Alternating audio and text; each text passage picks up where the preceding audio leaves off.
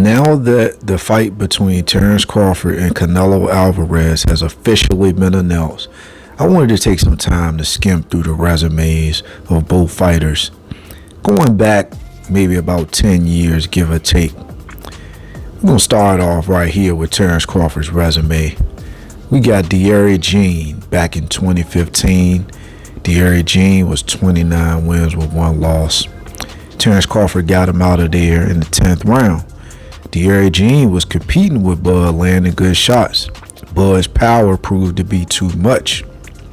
Same thing with Henry Lundy right here. Lundy was getting his shit off. It had no effect on Bud. The fact that he was able to land that well was surprising to me. And the Victor Paulsdale, in my opinion, was Bud's most impressive victory. Paulsdale was undefeated. He was a fresh fighter on the come up. He wasn't damaged or over the hill. But with 32 fights and like 12 knockouts, he was definitely not the most powerful.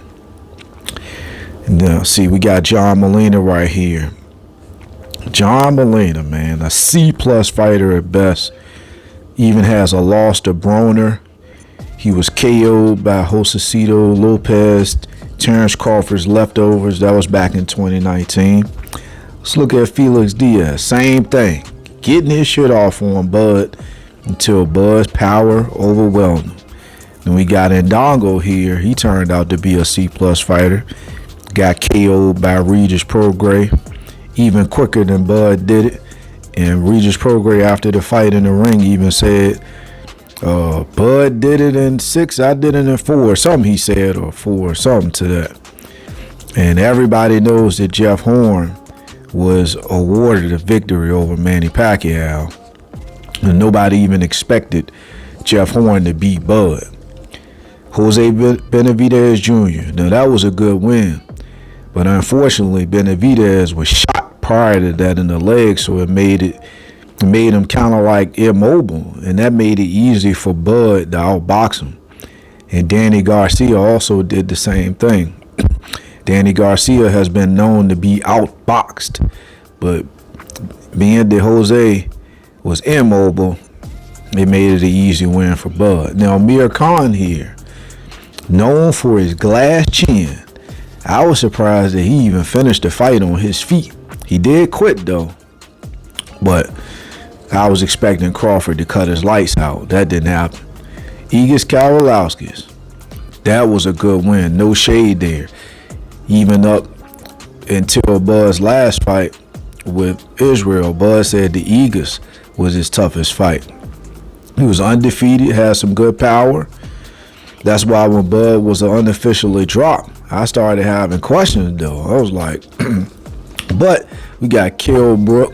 He was washed. Bud did what he was supposed to do. But Bud's eye was swole pretty darn easily in that fight. Now, I think Sean Porter was outclassing Bud, in my opinion. And Bud was even warned by his corner that Sean Porter was up in the fight. He was winning the fight. And once again, Bud's power bailed him out, and he got the stoppage. David Ivanizin, he already had multiple losses. He was just a tune-up for Earl Spence. And people were upset at Bud for fighting David Ivanizin because he abruptly pulled out of the negotiations with Earl to take that fight. We all know how the Earl fight went. You know, he washed Earl. People said it was a 50-50 fight, and that's what got Bud all of his accolades and pushed him to being the #1 fighter in the world. In his most recent fight, Israel Madrigal. Now, this was his toughest fight yet. Israel was a hard-hitting, undefeated, big 154-pounder, crafty. He was something that Bud had never faced in the ring. Some people even thought Bud had lost. Now we're going to take a look at Canelo, man. Let's take a look at his resume. We're going to start off with Triple G, who most of us are familiar with. was an undefeated KO artist. Canelo fought him 3 times. Canelo got the best out of that trilogy. There was some controversy. Some think that Triple G got the best of that trilogy. But most people pick Canelo. Canelo showed a remarkable chin and skill. Now, Rocky Fielding was an undesired fight for Canelo. Canelo did what he was supposed to do, getting the stoppage. Daniel Jacobs was a talented fighter that was expected to have a great run. That's a big win on Canelo's resume there. Sergey Kovalev, a light heavyweight. He was a boogeyman. He was past his prime, though. People didn't expect Canelo to stop him, though. This is an amazing name for Canelo to have on his resume. Callum Smith. Callum Smith was an undefeated beast, standing 6'3", running through opponents. Some people were picking him to beat Canelo. To this day, this is one of Canelo's top 5 guys on his resume and recent opponents. Now, no one was really hyped about this Anthony Yildirim fight. Canelo got the W impressively, retiring him on the stool. Now, Billy Joe Saunders was a crafty, undefeated 168-pounder on the rise with a buzz around his name. Canelo stopped him in the 8th by severely damaging his eye with beautifully timed uppercuts. Now, Caleb Plant, another undefeated technician with a buzz and a promising career. Canelo stopped him in the 11th, and Caleb Plant is still being great to this day.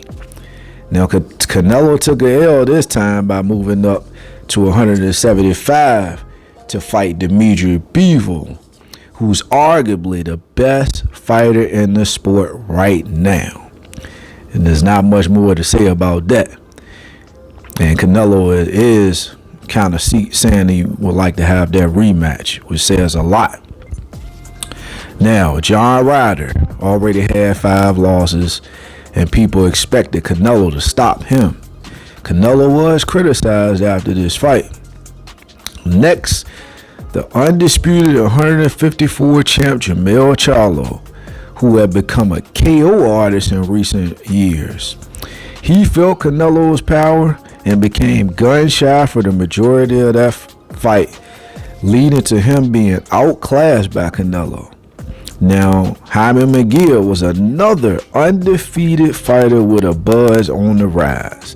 Canelo outclassed him.